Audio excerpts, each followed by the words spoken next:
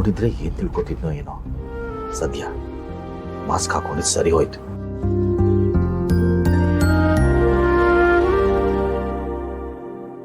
ಏನ್ ಸರ್, ಏನೋ ಟೆನ್ಷನ್ ಇರಂಗಿದ್ದೀರಾ? ಯಾಕೆ ಆ ಟೆನ್ಷನ್ ಹೇಳ್ಬಿಟ್ರೆ ನೀನು ಸಾಲ್ವ್ ಮಾಡ್ಬಿಡ್ತೀಯ ಗುರು. ಬೇಗ ಹೋಗ್ ಗುರು, ನನ್ನ ಟೆನ್ಷನ್ ನಾನಿದ್ದೀನಿ. ಇವನ್ ಬರ ಮೀಟ್ರ್ ಕರೆಕ್ಟ್ ಹಾಕಿದೆ ಹಂಗೆ, ಆಮೇಲೆ ಜಾಸ್ತಿ ತಗೊಂಡ್ಬಿಡ್ಬೇಡ. ಇಲ್ಲ ಸರ್, ಮೀಟ್ರ್ ಎಷ್ಟು ತೋರ್ಸುತ್ತೆ ಅಷ್ಟು ಕೊಟ್ರೆ ಸಾಕು ಸರ್ ನಮಗೆ. ಮೀಟ್ರಲ್ಲೇ ಜಾಸ್ತಿ ತೋರಿಸೋ ಥರ ಮಾಡ್ಕೊಂಡಿರ್ತೀರಲ್ಲ ಸರ್. ಟೆನ್ಷನಲ್ಲಿ ಏನೇನೋ ಮಾತಾಡಬೇಡಿ. ಏನೋ ಹೇಳ್ತಾರಲ್ಲ, ಬೆಳೆ ಇದ್ ಕಡೆ ಕಳೆ ಇರುತ್ತೆ ಅಂತ, ಹಂಗೆ ಕೆಲವ್ರು ಇರ್ತಾರೆ ಸರ್. ಏನು ಮಾಡೋಕ್ಕಾಗುತ್ತೆ? ಚೆನ್ನಾಗಿ ಮಾತಾಡ್ತೀಯ ಗುರು ನೀನು. ಇದು ಈ ಶ್ರೀನಿವಾಸ್ ಅಂತ ಒಬ್ರು ಆಟೋ ಓಡಿಸ್ತಾರೆ, ಗೊತ್ತಾ ನಿಂಗೆ?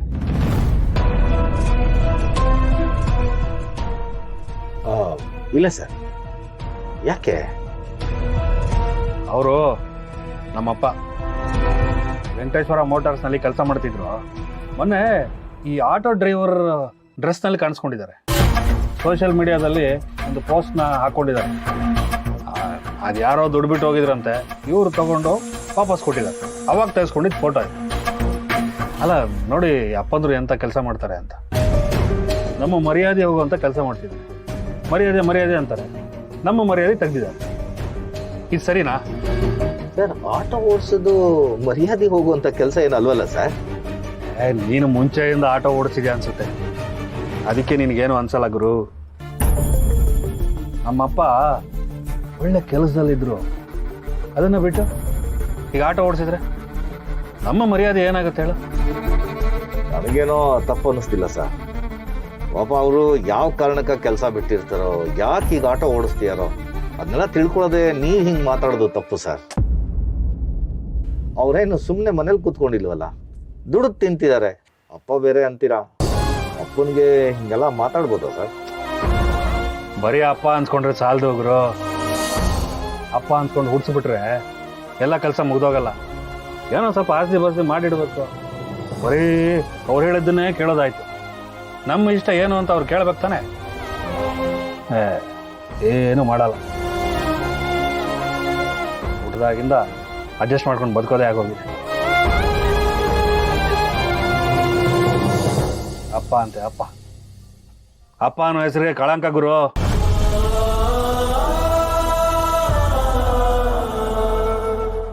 ನಿಮ್ಮಪ್ಪ ಹೀಗೆ ಮಾಡಿದ್ರೆ ನಿನಗೂ ಈ ಕಷ್ಟ ಏನು ಅಂತ ಗೊತ್ತಾಗಿರೋದು.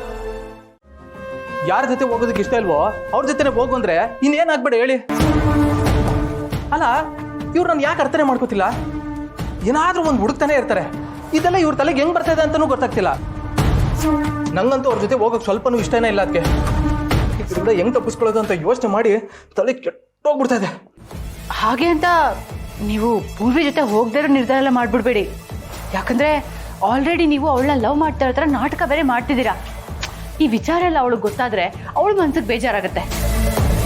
ಆಮೇಲೆ ಅವಳು ಬಂದು ಮನೆಯವ್ರ ಹತ್ರ ಏನಾದ್ರು ಹೇಳಿದ್ರೆ ಮನೆಯವ್ರ ಮನ್ಸಿಗೂ ಬೇಜಾರಾಗುತ್ತೆ. ಅಲ್ಲ ಬೈ ಚಾನ್ಸ್ ಮನ್ಸಿಗೆ ಬೇಜಾರಾದ್ರೂ ಪರವಾಗಿಲ್ಲ, ಮತ್ತೆ ಅನುಮಾನ ಏನಾದರೂ ಶುರು ಆದ್ರೆ. ಈಗಷ್ಟೇ ಎಲ್ಲ ಸರಿ ಹೋಗಿದೆ ಅಂತ ಅನ್ಕೊಂಡಿದ್ದಾರೆ ಮನೆಯವರು.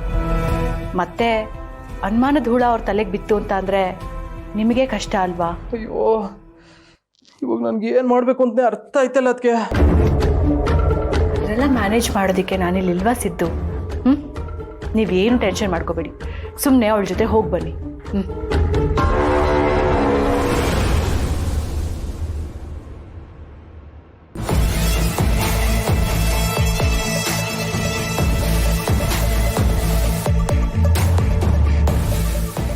ಸಿದ್ದು, ನೀನು ಅವಳ ಜೊತೆ ಹೋಗಬೇಕು. ಅದೇ ಅವಳು ನಿನ್ನ ನಂಬ್ತಾ ಹೋಗಬೇಕು. ಆ ನಂಬಿಕೆಯಲ್ಲೇ ನಿನ್ನ ಮೇಲೆ ಪ್ರೀತಿ ಜಾಸ್ತಿ ಆಗಬೇಕು. ಕೊನೆಗೆ ನೀನು ಅವಳಿಗೆ ಕೈ ಕೊಟ್ಟಾಗ ಅದು ನಿನ್ನ ಭವಿಷ್ಯದಲ್ಲಿ, ಪಾಪ ನಮ್ಮ ಮಾವನ ಭವಿಷ್ಯದಲ್ಲಿ ದೊಡ್ಡ ಹೊಡೆತ ಬೀಳಬೇಕು. ಆಗ ನೀವೆಲ್ಲರೂ ಒದ್ದಾಡೋದನ್ನ ನೋಡಬೇಕು ಅನ್ನೋದೇ ನನ್ನ ಆಸೆ. ಇಷ್ಟು ಪುಟ್ಟ ಆಸೆ ನೀನು ನೆರವೇರಿಸದೇ ಇದ್ರೆ ಹೇಗೆ ಹೇಳು? ಈ ಕ್ಷಣದಿಂದ ಮಗುನ ತೂಗೋಳು ನಾನೇ, ಅದನ್ನ ಚಿವುಟೋಳು ನಾನೇ. ಹೌದಮ್ಮ, ನಾನು ಆಟೋ ಓಡಿಸ್ತಾ ಇದ್ದೀನಿ.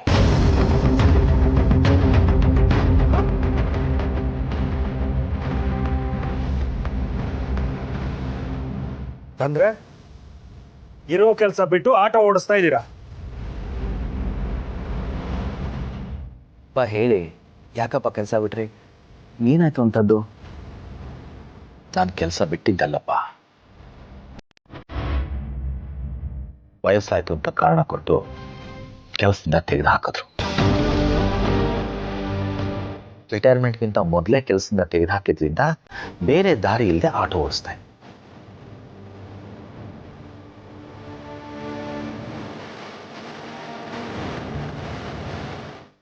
ಇದನ್ನ ನಮ್ಮ ಹತ್ರ ಮುಂಚೆ ಯಾಕೆ ಹೇಳಿಲ್ಲ? ಈ ರೀತಿ ಆಟೋ ಓಡಿಸಿ ನಮ್ಮ ಮರ್ಯಾದೆ ಕಳಿಬೇಕು ಅಂತನಾ? ಸಾಲದಕ್ಕೆ ನಾನಿವತ್ತು ನಿಮ್ಮ ಆಟೋದಲ್ಲೇ ಬಂದೆ. ರೀ, ಅವ್ರು ಹೇಳ್ತಿದಾರೆ ತಾನೆ, ನಾನು ನನಗೆ ಕೆಲಸ ಬಿಟ್ಟಿಲ್ಲ, ಕಂಪ್ನಿ ತೆಗೆದು ಹಾಕಿದೆ ಅಂತ. ಮತ್ತೆ ಯಾಕ್ರಿ ಕೂಗಾಡ್ತೀರಾ? ನೀನ್ ಬಾಯಿ ಮುಚ್ಕೊಂಡು ಸುಮ್ಮನೆ ಇರೆ.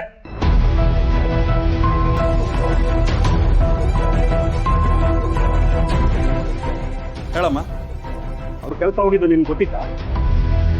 ಅವ್ರು ಆಟೋ ಓಡಿಸಿದಾರೆ ಅಂತ ನಿನ್ಗೆ ಗೊತ್ತಿತ್ತಾ?